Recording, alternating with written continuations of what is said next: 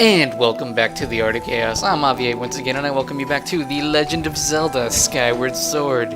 In the last episode, we made our way through this minecart-infested hell in order to learn that the Sandship is no longer here, nor any trace of its whereabouts. And in this episode, we're going to go ahead and talk to Skipper about what our next plan of action might be. So let's go ahead and see what Skipper needs to know. So, my ship wasn't here. Then there's only one place left for us to look for clues. This could be scary, but we have to head to the stronghold of the pirates who stole my ship. So let's not waste any time. Yes, that place I thought we were going to, or we're heading in the direction of, and then turned around last time, is where we need to head now. So this will be interesting. This is pretty scary. The pirate captain is a mechanical maniac. He's got no shortage of evil underlings. I never wanted to lay eyes on him again, but if we want to take the ship back, then we have no choice. The pirate stronghold is here, at this mark. Well, let's go ahead and make our way there. I accidentally put it somewhere else. Whoops. Well, okay. Let's go ahead and make our way there. It's a straight shot. It's literally in the distance. Not too difficult to find. And I can gush over how beautiful this area is. I'll get rid of that off screen, I guess, because it's not important right now. But let's just make our way over to this infamous pirate stronghold. This was really cool, though. I always had trouble with this area, not because it was difficult, but because I always got lost in some way or another. So let's go ahead and enter the pirate stronghold.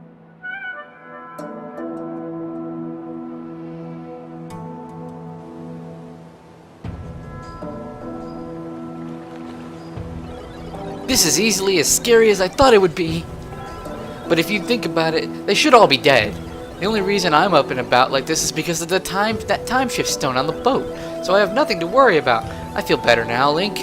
And so it's time for you to go look for my ship. I'll wait here, of course. See, right there. Proof that he knows he'll die without the time shift stone. It's just such a morbid concept. You don't realize it when you're exploring the Lane Remining Facility or any of the previous areas, but like, it just makes me realize that they know that they're dead, or at least not functioning. Makes you wonder about Skipper, though. Does Skipper know? I have no idea. Regardless, let's make our way forward. And we have full health for once, unlike last time where I really screwed up royally in many cases, trying to tell a story that was not important. Okay, so I always got lost over here. I constantly wandered side to side thinking there was something important that I had to do. But this is not the case. This place is locked up tight, and you can't get in from the front. So what do? Well, naturally, you explore the sides, but I was stupid in that regard. I didn't think about it that way. So if we head over this way, we have giant yellow choo-choos. You have to be slow, unlike other choo-choos where you whack them again. These ones you need to be slow about.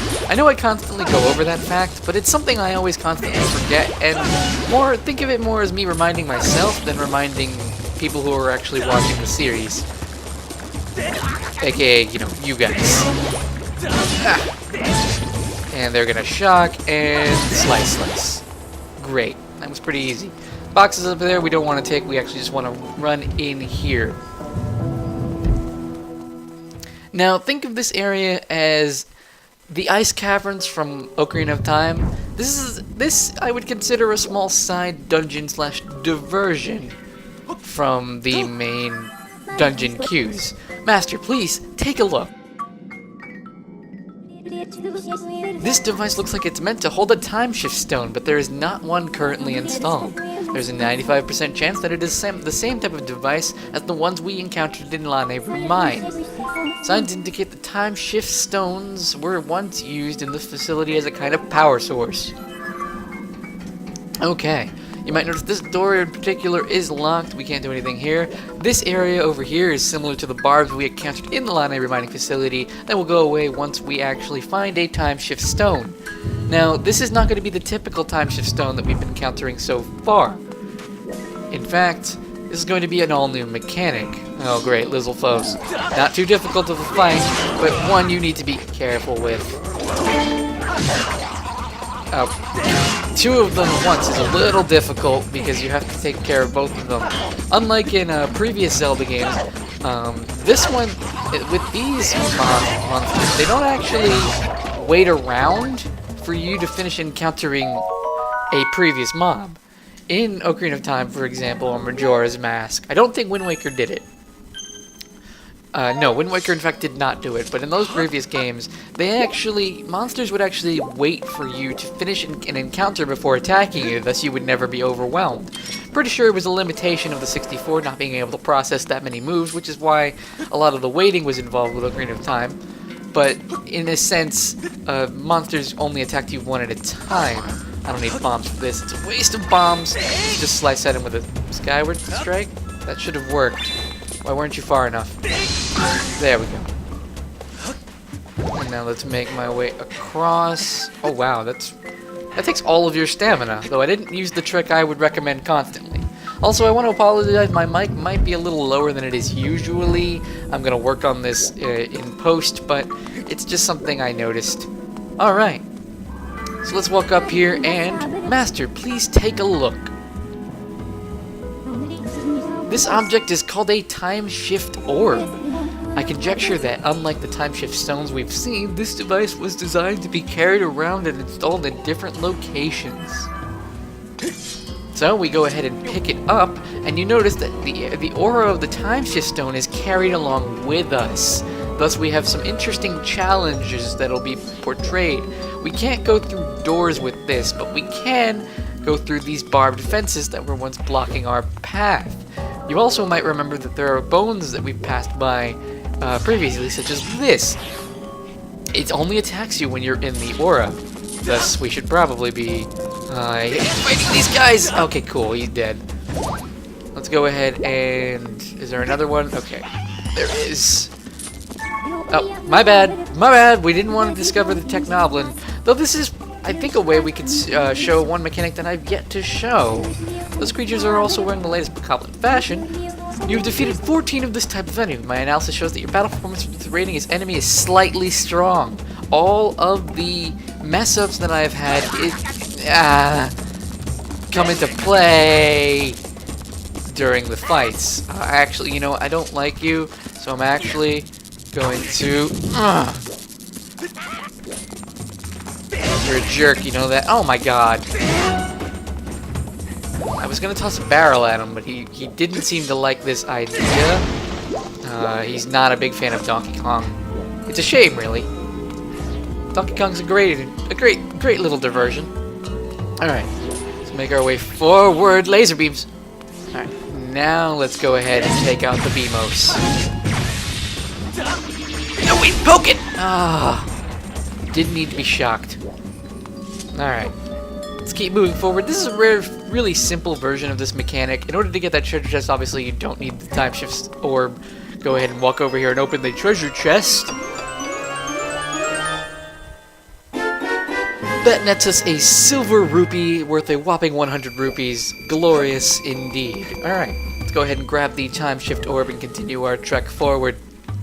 Now, in these areas over here, you notice that grass or dirt appears, but also these large pillars appear. Oh, and we get a flower. Skip! Alright, now we're done with that. Let's go ahead and pick this up again and find our way out of here. Here it is. The way up. Oh, there's another flower. You do not want to ever pass these up. Treasure in general, even if you don't want to use for it, the rupees will be quite useful to you because you'll get to sell it for rupees. I don't know why I suddenly, my train of thought just kind of, like, halted for a second. Oh. Hang on. There we go. That's what you want to do. Drop that off over there, make our way around, and voila! A puzzle where you have to leave the ball behind. Leave the ball behind! No. I admit I'm funny sometimes, but let's not interfere with that kind of stuff. Anyway, let's go ahead and run over here, drop the time shift orb, down so we can go ahead and grab this treasure chest, which is going to get us another treasure. I don't believe it's rupees. I believe it is indeed a treasure. Yes, it is a monster horn. This well-crafted horn is made of slightly sturdy animal bone. Wonderful. There's still one treasure that I'm missing, and I can't for the life of me remember what it is. We will definitely cover it at the end of the series if I don't find it naturally, but it's still a little bit annoying that, you know, I haven't been able to... Wow. Just look at all of you. Oh, they wanted that ball. They just wanted that. There we go. He's taken care of. These guys are no issue. Oh, I say no issue, and you get an attack on me, jerk. I see those bones back there, by the way. Let's bullet at him.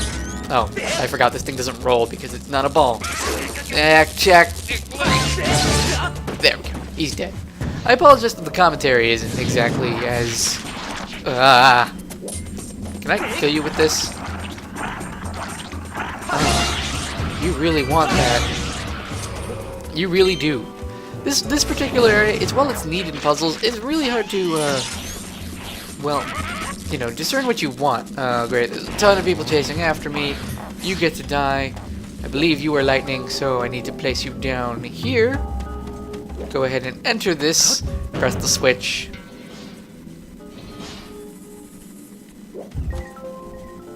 Not press the switch, put the box on the switch. That is what you want. Alright, let's grab the box. Move the box. Okay. And on the switch it goes. It doesn't have to be perfectly on the switch. Though if you're OCD, I imagine, you know, it's quite common for you to put things on the switch. Alright, let's go ahead and grab the time shift orb and move our way forward. As you can see, we're right at the end. Now all we gotta do is make our way past a little bit more lightning-based Beamos. Okay. Die, Beamos! You don't belong in this world! Let's take care of his buddy over there. Because we do not need him causing us any more trouble than we need. Oh. Okay. We actually want to put this over here by... Did he... That was a delayed reaction. Completely delayed. Wow. Interesting. I didn't even know that could happen. Well, regardless, there's a switch over here we need to press. Treasure chest over there we'll grab in a second. Let's go ahead and use this so we can actually bring the time shift orb over with us, because we need this.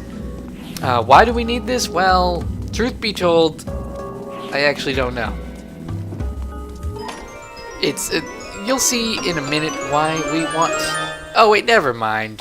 I remember. This is what happens too. This is the thought process that I come up with half of the time. It's amazing, isn't it? It's purely amazing. Okay, let's go ahead and bother these guys, these wonderful, wonderful creatures. I believe we will take them out with no problems. There we go. And poke. And slice. No! Oh my god. You're not difficult. Yeah. I don't like you guys. You're evil and annoying and... Poke. Spin attack to avoid the freaking thing. The parry off of their armor. It's awful. Okay, let's go ahead and put the time shift orb on the switch and actually see how it powers up this facility.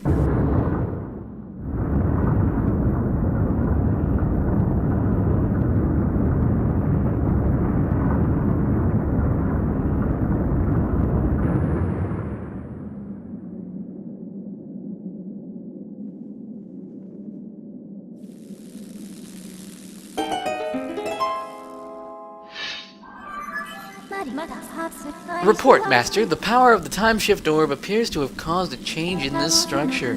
I recommend going outside to further assess the situation.